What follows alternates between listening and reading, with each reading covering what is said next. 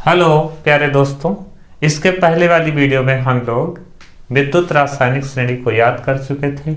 आज हम लोग यहाँ पर सीखने वाले हैं विद्युत रासायनिक श्रेणी की विशेषताएं।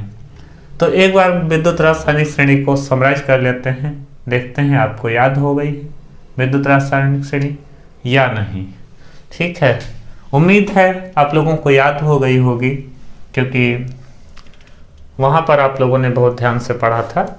ठीक है, तो यहाँ पर है LI के लीना कहे बस स्कूटर कार ना मांग। फिर इसके बाद AL से शुरुआत फिर की थी दूसरी लाइन की, आलमन जाने कर्मों का फल। CD से कदमों को, NI से ना, SN से सुन, PV से ले कोई। ठीक है, कदमों को ना सुन ले कोई। ठीक है, इसके बाद यहाँ से लिखा है हाइड्रोजन से। हाइड्रोजन का मानक इलेक्ट्रॉन विभव 0 होता है। तो इसके आगे हम लोग याद किए थे, कुछ है आगे पता है उन्हें। कुछ है आगे पता है उन्हें। ठीक है, और ये हमने अधातुओं के लिए विद्युत रासायनिक श्रेणी नीचे लिख दी है। ये किसके लिए है? अधातुओं के लिए। अधातुओं के लिए। और यहां से जो शुरुआत की है LI से यहां तक AU तक, ये धातुओं के लिए है। तो आज हम लोग यहां पर सीखेंगे विद्युत रासायनिक श्रेणी की विशेषताएं। तो यहां पर सीखने वाले हैं विद्युत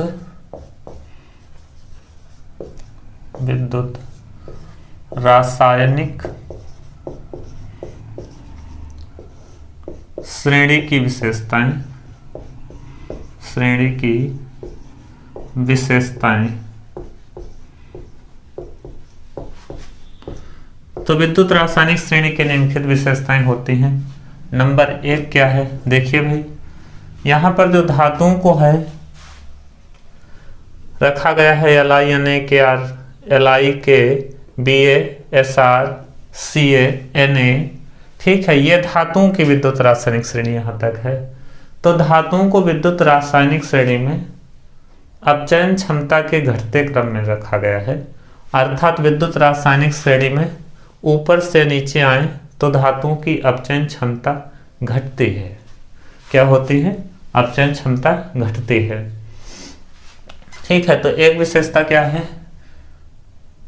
विद्युत रासायनिक श्रेणी में, विद्युत रासायनिक श्रेणी में ऊपर से नीचे आने पर, ऊपर से नीचे आने पर धातुओं की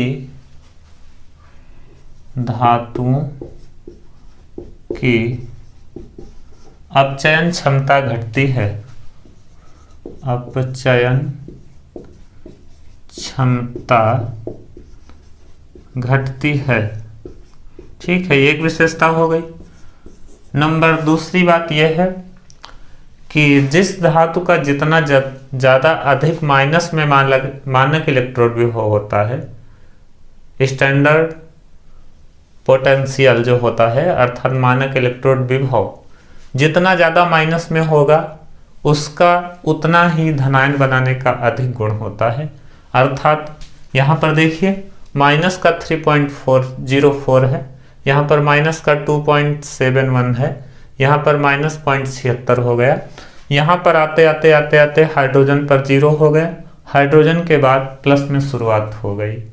ठीक है, तो यहाँ पर देखते हैं कि यदि श्रेणी में हम ऊपर से नीचे आए तो धातुओं का धन विद्युतीय लक्षण घटता जाता है। अर्थात हम ये कहेंगे कि जिस धातु का जितना अधिक माइनस में मानक इलेक्ट्रोड विभव है उसकी उतनी ही ज्यादा धनायन बनाने की प्रवृत्ति होती है। ठीक है, तो ये क्या कहेंगे हम लोग कि विद्युत रासायनिक श्रेणी में, रासायनिक श्रेणी में ऊपर से नीचे आने पर आने पर धातुओं का धन विद्युतीय लक्षण घटता है। क्या होता है? धन विद्युतीय लक्षण घटता है, घटता है। अच्छा, तीसरी बात क्या होगी कि श्रेणी में ऊपर से नीचे आने पर जो हमारा आक्सीकारक क्षमता है वो बढ़ती है। क्या होगी? विद्युत रासायनिक श्रेणी में ऊपर से नीचे आने पर आक्सीकारक क्षमता, ठीक है। आक्सीकारक क्षमता का मतलब ये हुआ कि ऊपर वाली जो धातुएं हैं वो इलेक्ट्रॉन त्याग करने की प्रवृत्ति ज़्यादा रखती हैं। तो क्रिया जब हमारी आक्सीकरण की होगी तो पदार्थ क्या होंगे? वो आक्सीकारक होंगे। अर्थात श्रेणी में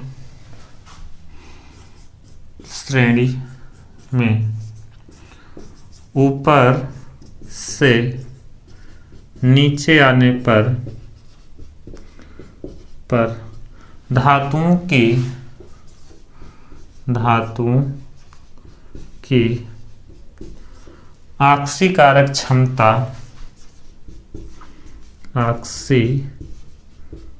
आक्सीकारक क्षमता क्या है? बढ़ती है। श्रेणी में ऊपर से नीचे आने पर धातुओं की आक्सीकारक क्षमता क्या है? बढ़ती है, ठीक है। क्या होगी? आक्सीकारक क्षमता बढ़ती है, क्योंकि क्रिया हमारी आक्सीकरण की होगी ना ऊपर वाले तत्वों पर, तो उसके उल्टा होता है। आक्सीकारक क्षमता क्या होगी? बढ़ेगी, ठीक है। आक्सीकारक क्षमता क्या होती है? बढ़ती है। अच्छा, अधातुओं में क्या होता है? उल्टा होता है। एक मिनट समझिएगा।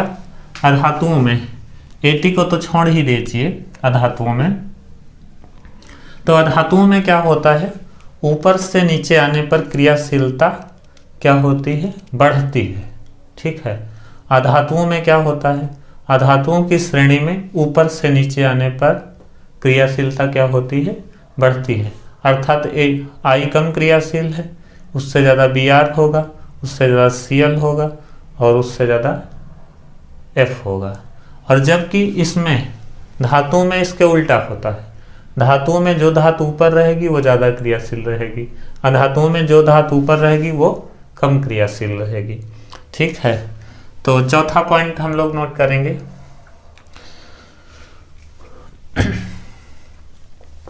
चौथा पॉइंट,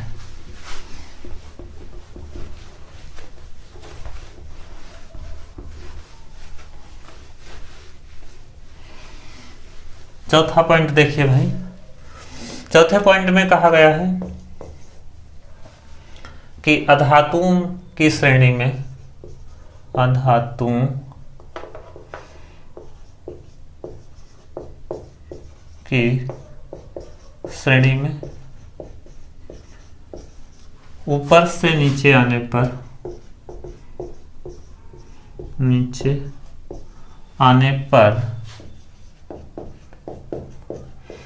क्रियाशीलता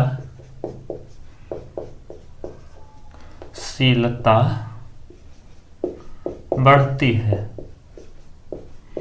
क्या है? अधातुओं में उल्टा होता है। ऊपर से नीचे जाएंगे तो क्रियाशीलता इनकी बढ़ेगी, जबकि धातुओं में ऊपर से नीचे आएंगे तो क्रियाशीलता घटेगी, ठीक है। इसके बाद हम लोग यहाँ पर पढ़ लेते हैं, इतना नोट कर लीजिएगा। इसके बाद हम लोग पढ़ेंगे यहाँ पर विद्युत रासायनिक श्रेणी के अनुप्रयोग। क्या पढ़ेंगे? विद्युत रासायनिक श्रेणी के अनुप्रयोग।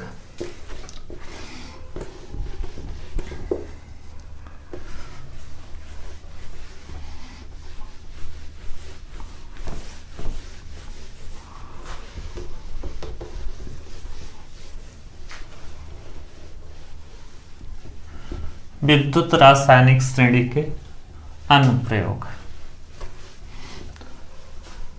अनुप्रयोग डालें या उपयोग डाल दें, ठीक है। विद्युत रासायनिक श्रेणी के अनुप्रयोग। विद्युत रासायनिक श्रेणी के अनुप्रयोग।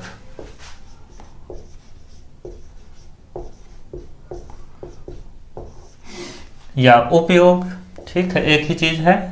नंबर एक हम लोग ये सीखेंगे कि यदि कोई सेल लिया गया है, ठीक है, उसमें दो धातुओं के इलेक्ट्रोड लगाए गए हैं। मान लेते हैं यहाँ पर देखिए भाई, ये हमारा एक पात्र है, सेल वाला पात्र है, ठीक है, ये हमारा सेल है और इसमें दो धातुओं के इलेक्ट्रोड लगाए गए हैं, ठीक है। इसमें कोई आयनिक विलयन भरा है और यहाँ पर हम मान लेते हैं ये धातु हमारी क्या हो गई, जिंक मान लेते हैं, जिंक इलेक्ट्रोड है।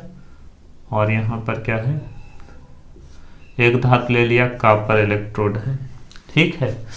तो दो धातुओं के क्या हमने ले लिया, यहाँ पर इलेक्ट्रोड ले लिया और इसमें मानते हैं NaCl का जलीय विलयन भरा है या Na2SO4 का जलीय विलयन भरा है, ठीक है, कोई आयनिक पदार्थ भरा है। चलो NaCl का ही मान लेते हैं, ठीक है, आयनिक विलयन भरा है।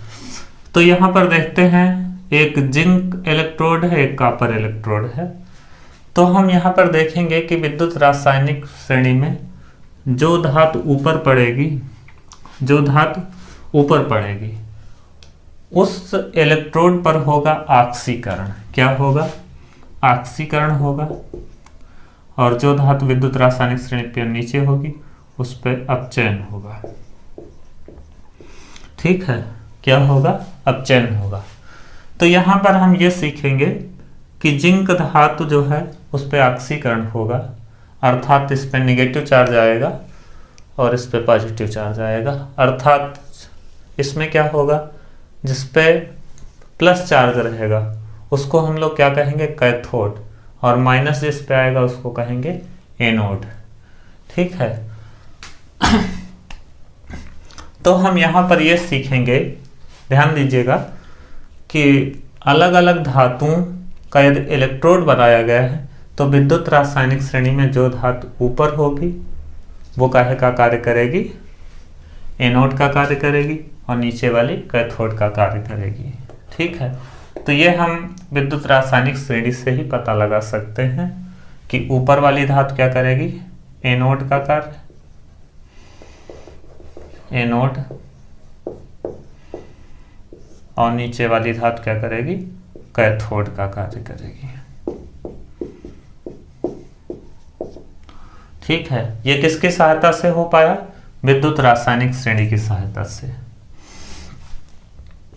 नंबर दूसरा, जो धातु ऊपर रहेगी उस पर होगा ऑक्सीकरण की क्रिया। विद्युत रासायनिक श्रेणी में जो धातु ऊपर होगी उस पे होगा ऑक्सीकरण और जो धातु नीचे होगी उस पे होगा अपचयन, ठीक है। ये दूसरा उपयोग हो गया। एनोड और कैथोड हम समझ पाए, और दूसरी बात क्या समझ पाए, ऑक्सीकरण और अपचयन। किस इलेक्ट्रोड पे ऑक्सीकरण होगा, किस इलेक्ट्रोड पे अपचयन होगा, ये हम किससे समझ पाएंगे, विद्युत रासायनिक श्रेणी से। अगला तीसरा उपयोग, तीसरा उपयोग ये है हमारा कि यदि कोई धातु अम्ल से क्रिया करे तो वो हाइड्रोजन मुक्त करेगी या नहीं करेगी, इस बात की जानकारी, ठीक है। तो या आप ऐसे कह दीजिए, हाइड्रोजन की प्राप्ति, H2 की प्राप्ति। तो H2 की प्राप्ति कब होगी, अर्थात हाइड्रोजन की प्राप्ति कब होगी, देखिए भाई, एक मिनट,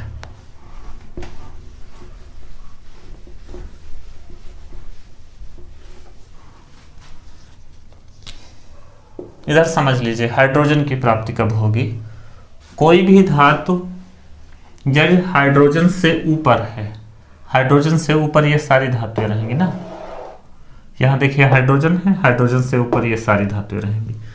तो हाइड्रोजन से ऊपर रखी धातुएं अम्ल से क्रिया करेंगी, हाइड्रोजन से ऊपर वाली धातु यदि अम्ल से क्रिया करेंगी, धातु रहेगी और प्लस अम्ल रहेगा, तो मिलके क्या बनाएगा, हाइड्रोजन तो जरूर निकलेगा। लेकिन शर्त है कि धातु क्या होनी चाहिए, हाइड्रोजन से ऊपर वाली होनी चाहिए। धातु क्या होनी चाहिए, हाइड्रोजन से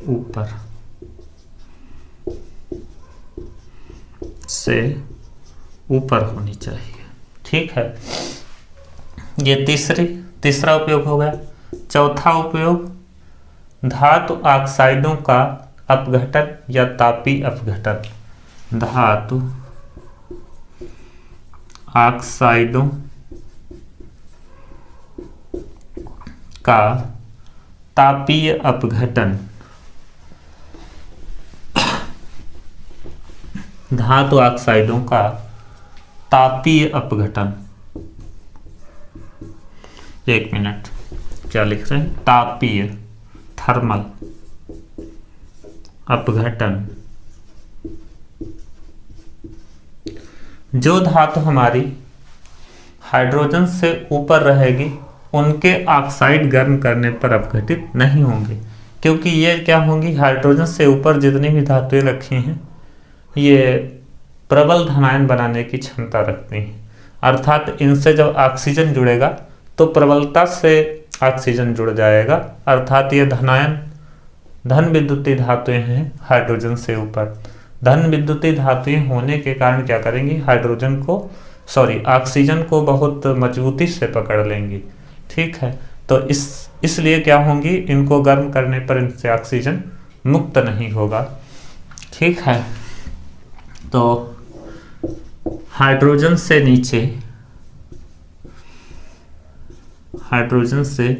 नीचे वाली की बात कर लेते हैं।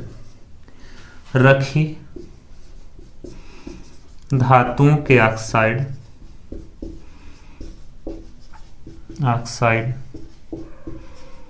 गर्म करने पर, अर्थात ऊपर वाली धातुओं के ऑक्साइड गर्म करने पर अपघटित नहीं होंगे, अर्थात ऑक्सीजन नहीं देंगे। जबकि हाइड्रोजन से नीचे जो धातुएं रखी हैं उनके ऑक्साइड गर्म किए जाएं तो ऑक्सीजन को निकाल देंगे, अर्थात रिलीज करेंगे ऑक्सीजन को। तो हाइड्रोजन से नीचे रखी धातुओं के ऑक्साइड गर्म करने पर ऑक्सीजन मुक्त करते हैं, ऑक्सीजन मुक्त करते हैं। ठीक है, तो यहाँ पर हम लोग चार विशेषताएं विद्युत रासायनिक चार उपयोग पढ़ लिए और चार विशेषताएं भी पढ़ लिए थे, और आगे की विशेषताएं हम लोग अगले वाले क्लास में पढ़ेंगे।